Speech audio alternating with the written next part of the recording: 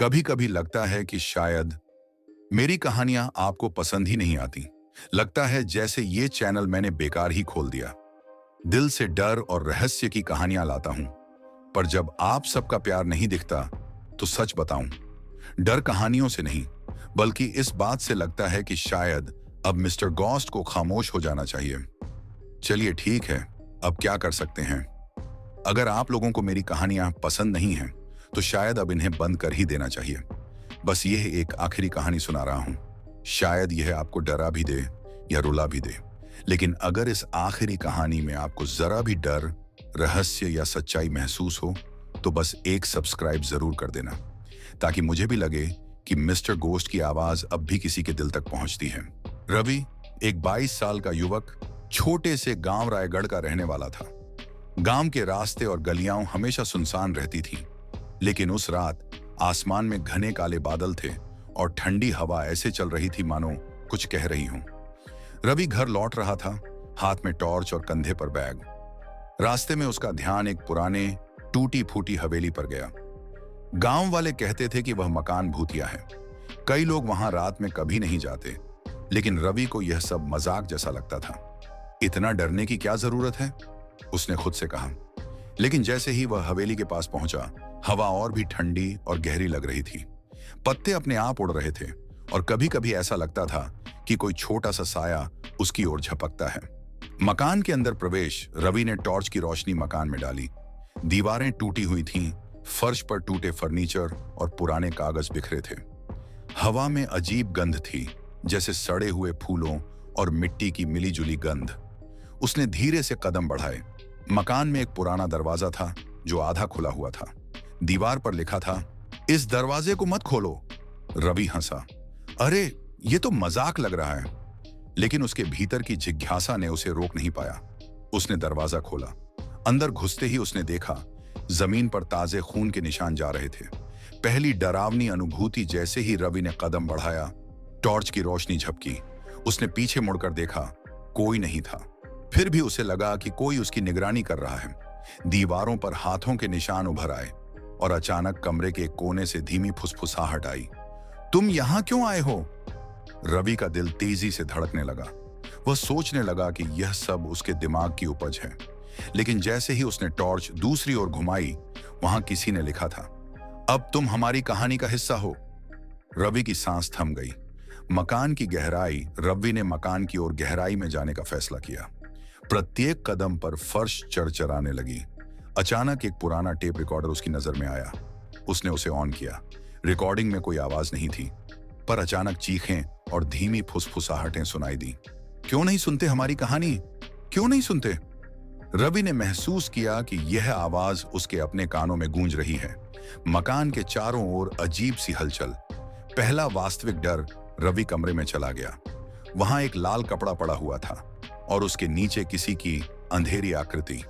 उसने धीरे से हाथ बढ़ाया। जैसे ही उसने उसे छुआ, कमरे में अचानक लाइट बंद हो गई। उसने जोर जोर से चीखा। टॉर्च गिर गई। कमरे में अंधेरा और भी गहरा हो गया। उसे लगा जैसे दीवारों ने उसे घेर लिया है। फुसफुसाहटें तेज होने लगीं। तुम अब हमेशा हमारे साथ रहोगे। रवि समझ गया कि अब यह सिर्फ डर नहीं है, वह मकान में फंस चुका है। रात का पूरा सन्नाटा, रात भर रवि मकान में इधर उधर भटकता रहा। उसने देखा कि कमरे में सामान अपने आप हिल रहे हैं। टेबल के नीचे छिपी हुई आकृतियां अचानक सामने आ रही हैं। वह थक कर एक कमरे में बैठ गया। दीवार पर लिखा हुआ संदेश उसके सामने चमक रहा था, तुम्हारी आखिरी कहानी शुरू हो चुकी है। रवि का दिल थम गया। उसने महसूस किया कि अब उसके जीवन और मकान की हकीकत का फासला खत्म हो गया है। रवि ने जैसे ही पहले कमरे में आंखें खोली, महसूस किया कि मकान में कुछ अजीब सा बदल गया है। फर्श पर जो निशान थे वे अब ताजा लग रहे थे। दीवारों पर हाथों के निशान धीरे धीरे उभर कर बढ़ रहे थे, मानो कोई अदृश्य शक्ति लगातार उसे देख रही हो। उसने टॉर्च उठाई, रोशनी झपकी और कमरे के कोने में अचानक एक छोटी सी परछाई दिखाई दी। रवि का दिल तेजी से धड़कने लगा। उसने धीरे से कहा, कौन है वहां? कोई जवाब नहीं आया, लेकिन धीमी फुसफुसाहटें और तेज होती चली गईं। तुम अब भाग नहीं सकते। रवि ने महसूस किया कि अब मकान सिर्फ दीवार और छत वाला घर नहीं है, बल्कि एक सजीव सत्ता बन चुका है। पुराने रिकॉर्ड और रहस्य का पता रवि ने टेप रिकॉर्डर उठाया और उसे दोबारा चलाया। इस बार रिकॉर्डिंग में साफ आवाजें सुनाई दी। जो हमारे अंदर आए उसका कोई नाम नहीं रहता, उसका डर ही हमारी ताकत बनता है। रवि ने महसूस किया कि मकान अतीत में खोई हुई आत्माओं का जेल है। कई लोग जो यहां आए वे या तो गायब हो गए या फिर मानसिक रूप से बदल गए। उसने एक पुरानी डायरी पाई जिसमें मकान के पहले मालिक ने लिखा था, जो भी इस घर में प्रवेश करेगा उसकी आत्मा हमारी कहानियों में फंस जाएगी, बाहर जाने का कोई रास्ता नहीं। रवि का मन कांप गया। उसने सोचा कि अब यह सिर्फ डर नहीं, उसकी जान का सवाल है। मानसिक डर और हेलुसिनेशंस। जैसे ही रात गहरी होती गई, रवि को लगा कि दीवारें धीरे धीरे उसके चारों ओर मूव कर रही हैं। फर्श चरचराया, कमरे में हल्की हल्की आवाजें गूंजने लगीं। टॉर्च की रोशनी झपकती और कभी कभी अजीब चेहरे दिखाई देने लगते। रवि ने खुद से कहा, यह सब हेलुसिनेशन है, मैं सही हूं, यह सब दिमाग की चाल है। लेकिन तभी पीछे से किसी ने उसका नाम पुकारा, रवि, तुमने हमें नहीं सुना। रवि पलटकर देखता है, वहां कोई नहीं। फिर भी दीवार पर रक्त के निशान उसके कदमों के पीछे बढ़ रहे थे। पुराने आत्माओं की चेतावनी। रवि ने महसूस किया कि मकान की आत्माएं अब सीधे उसके मन में प्रवेश करने लगी हैं। उसने सोचा कि बाहर जाए, लेकिन दरवाजा अचानक बंद हो गया। खिड़कियां अपने आप बंद हो गईं। हवेली की दीवारें उसकी ओर धीरे धीरे बढ़ रही थीं। फुसफुसाहटें अब चीख में बदल गईं। अब तुम हमेशा हमारे साथ रहोगे, हमारी कहानी बन जाओगे। रवि डर से कांप रहा था। उसने टॉर्च जमीन पर गिराई। अंधेरे में उसकी छाया अजीब आकृति में बदल गई, मानो उसकी आत्मा मकान के भीतर फंस रही हो। मकान का वास्तविक रहस्य। रवि ने महसूस किया कि मकान सिर्फ भूतिया नहीं, बल्कि एक सुपरनैचुरल शक्ति का घर है। यहां आने वाले हर व्यक्ति की आत्मा मकान की कहानी में बदल जाती है। मकान खुद जीवित है और उसकी हर चीज किसी न किसी को अंदर खींचने की कोशिश करती है। रवि ने देखा कि टेप रिकॉर्डर अब अपने आप चल रहा है। तुम अब भाग नहीं सकते रवि, तुम हमारी कहानी का हिस्सा बन चुके हो। रवि के सामने लाल कपड़े के नीचे से हाथ बाहर निकला। वह पीछे हट गया। उसके दिल की धड़कन तेज हो गई। उसने दौड़ने की कोशिश की, लेकिन दरवाजा बंद हो गया और आवाज गूंजी, एक और खो गया। भागने की कोशिश। रवि ने सब दरवाजों को खोलने की कोशिश की। हर दरवाजा अंतहीन गलियों और कमरों में बदल गया। कमरे के कोने से आकृतियां बाहर निकलकर उसे घेर रही थीं। उसकी आंखों के सामने पुरानी आत्माओं के चेहरों का सिलसिला लगातार बदल रहा था। रवि को समझ आया कि मकान का मकसद केवल एक था, तुम्हारे डर को हमारी ताकत बनाना। तुम्हारी आत्मा हमारी कहानी बन जाएगी। रवि ने खुद को मानसिक रूप से तैयार किया। अगर वह डर के सामने डरता तो वह हमेशा के लिए खो जाता। रवि अब मकान के अंदर कई घंटे फंसा हुआ था। उसके चारों ओर अजीब आवाजें, परछाइयां और फर्श की चरचराहट लगातार बढ़ रही थी। दीवारों पर हाथों के निशान जीवित हो चुके थे। कमरे के कोने में कभी कभी पुरानी आत्माओं के चेहरे झपकते। रवि समझ गया कि अब भागने का कोई रास्ता नहीं है। उसकी आंखों के सामने हर कमरा एक साथ साथ अजीब दर्पणों में बदल गया, मानो मकान उसे अपनी गहराई में खींच रहा हो। सीन 2। मकान की असली ताकत। रवि ने महसूस किया कि मकान सिर्फ भूतिया नहीं, बल्कि सुपरनैचुरल शक्ति का जीवित घर है। यहां आने वाले हर व्यक्ति की आत्मा मकान की कहानी में बदल जाती है। मकान खुद जीवित है और उसकी हर चीज किसी न किसी को अंदर खींचने की कोशिश करती है। रवि ने टेप रिकॉर्डर देखा। यह अपने आप चल रहा था। तुम अब भाग नहीं सकते रवि, तुम हमारी कहानी का हिस्सा बन चुके हो। लाल कपड़े के नीचे से हाथ बाहर निकला। रवि के कदम रुक गए।